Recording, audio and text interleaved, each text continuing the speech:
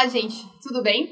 Meu nome é Bianca e faço parte do Ministério Integre e Jovem. E hoje a gente vai estar dando uma sequência aos nossos devocionais sobre o livro Uma Igreja Chamada Tov. E hoje a gente vai começar o nosso 4º capítulo. Então, se este é o seu primeiro vídeo aqui neste canal, eu recomendo que você esteja vendo os outros vídeos devocionais para você estar se situando no que a gente vai estar falando. Então, queria começar falando sobre como que esse livro tem sido importante para mim. Esse tema, de como criar igrejas Tov. Tov, se vocês têm acompanhado a gente, vocês já sabem que Tov significa bom. Ou seja, a palavra utilizada no Velho Testamento, quando Deus criou todas as coisas e viu que tudo era bom. Uma igreja boa, uma igreja que não seja tóxica. E esse é um tema de particular importância, considerando a quantidade de escândalos e notícias que a gente tem visto, tanto no Brasil quanto nos Estados Unidos e fora do Brasil, A gente tem observado, essas notícias são muito recorrentes e é muito importante a gente saber o que a gente pode fazer para não ter uma igreja tóxica. Então, esse 4º capítulo vai falar sobre a importância das narrativas, a importância de o que algumas igrejas fazem quando são acusadas de abusos, desvio de dinheiro, enfim, todo tipo de coisa, e como é que eles fazem para reverter a situação. Então, qual que é a ideia da narrativa? Existe o fato, por exemplo, determinado pastor teve desvio de dinheiro, ou foi agressivo com alguém que fosse subordinado a ele, ou estava envolvido em algum escândalo sexual, então existe o fato. E existe a forma como você insere esse fato em uma narrativa para mudar a forma como as pessoas leem determinada situação.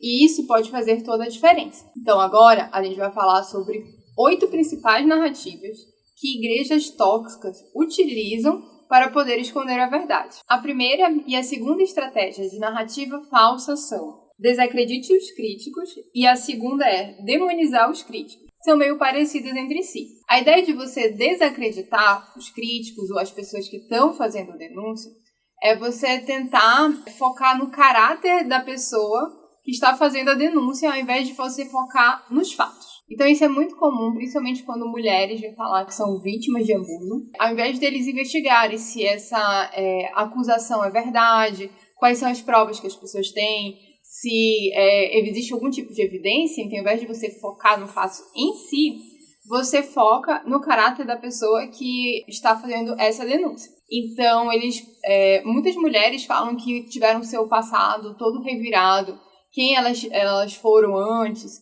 se tinha algum problema de sexualidade anterior, enfim, se tem alguma coisa que não tornasse ela completamente perfeita, isso poderia ser utilizada para desacreditar o que elas estavam falando. Outra coisa é desacreditar em termos de saúde mental. Então dizer, ela é louca, ela é totalmente desequilibrada, ela não é uma pessoa assim totalmente sã. Então essa ideia de você desacreditar a pessoa é uma estratégia extremamente recorrente. Outra coisa que também eles costumam muito falar é que existe todo um complô, que as pessoas elas estão tendo um conluio, uma teoria da conspiração que faz com que todas as pessoas que estejam denunciando, mesmo que sejam várias, na verdade todas elas têm um objetivo em comum de tentar derrubar aquele líder religioso, e aí eles tentam procurar alguma outra motivação financeira, tentativa de aparecer, ou qualquer outra coisa para tentar desacreditar as pessoas que estão fazendo a denúncia. E a segunda estratégia, que é demonizar os críticos,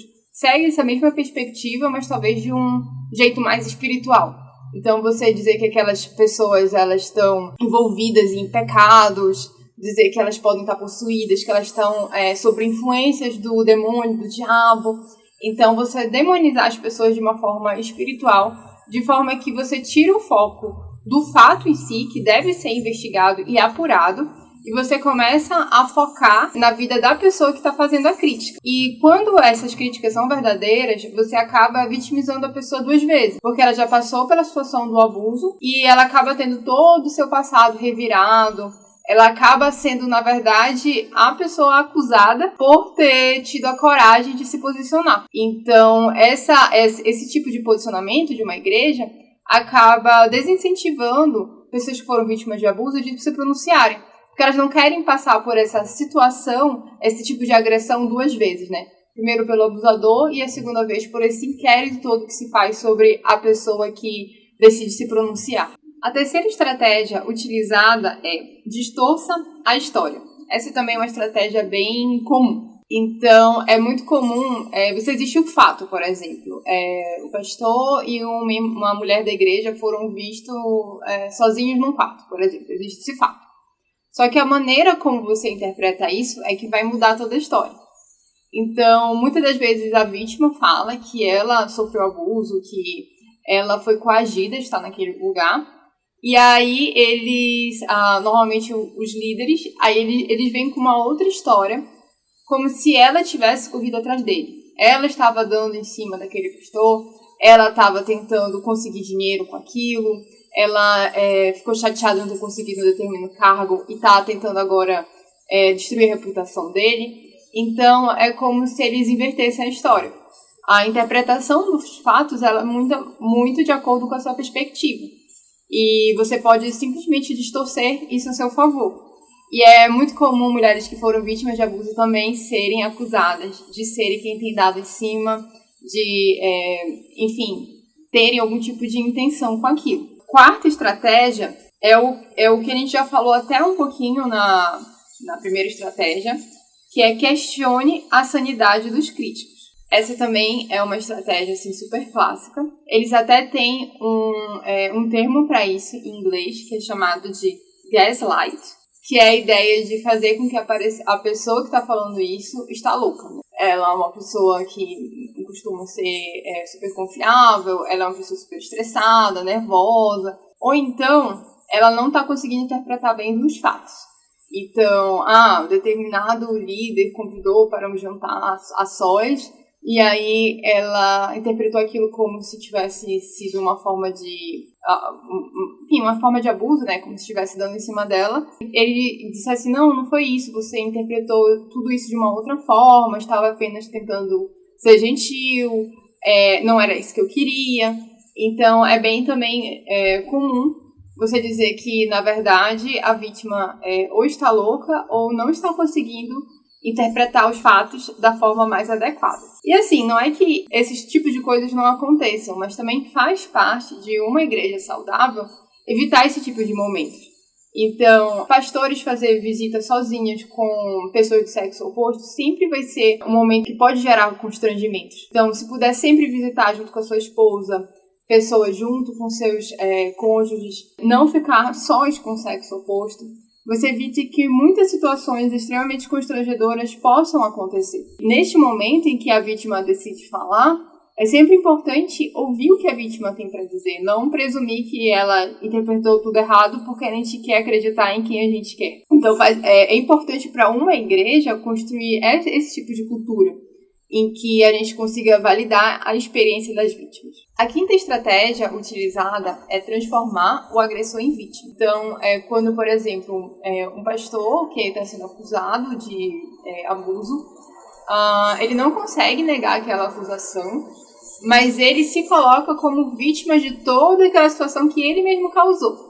Então, ele começa falando que ele sente muito pela situação que ele está passando, que esse é um momento muito difícil, que ele está sofrendo muito, que a família dele está sendo acusada e que as pessoas estão falando coisas ruins para ele. Então, ele começa a se colocar numa posição de vítima daquela situação. E muitas das vezes a igreja também endossa esse tipo de comportamento.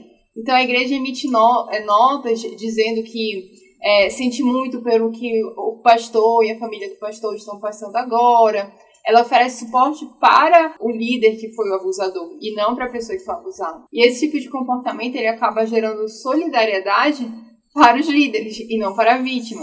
Porque eles pensam, nossa, olha tudo que ele está passando, como que ele está sofrendo. E mesmo que ele não consiga negar o fato, ele acaba se passando meio que como vítima dessa história. Uma outra estratégia também, a sexta, é silenciar a verdade. Isso é uma coisa que parece bastante comum também nos Estados Unidos, que é assinar termos de confidencialidade.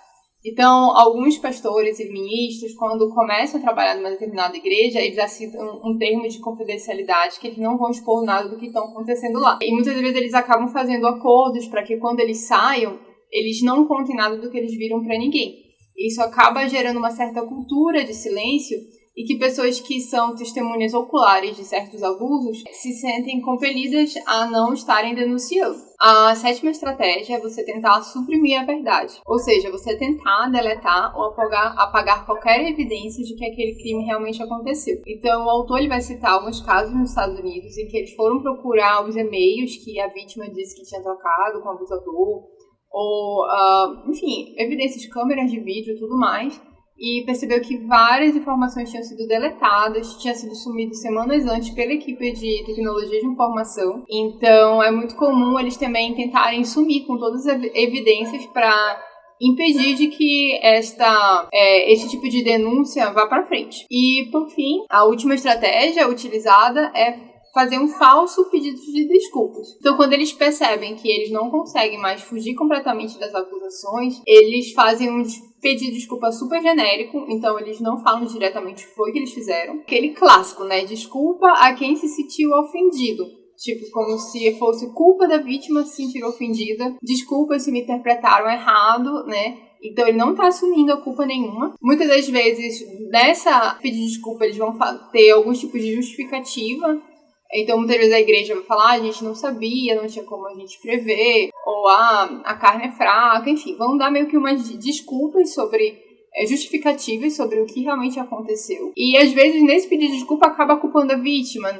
Mas eles pedem desculpa, mas a determinada pessoa deveria saber que não poderia ficar sozinha com um homem casado, enfim. Ou seja, não é um pedido de desculpas, né? É só meio que uma nota emitida para tentar apaziguar toda essa situação. E essas são as 8 principais narrativas utilizadas, não só por igreja, mas de maneira geral por quase todas as instituições. Essas histórias de abuso é muito comum a gente ver. A gente teve, alguns anos atrás, né, sobre a denúncia das ginásticas olímpicas também, que houve denúncias. Tem denúncias dentro das igrejas, da igreja protestante, da igreja católica.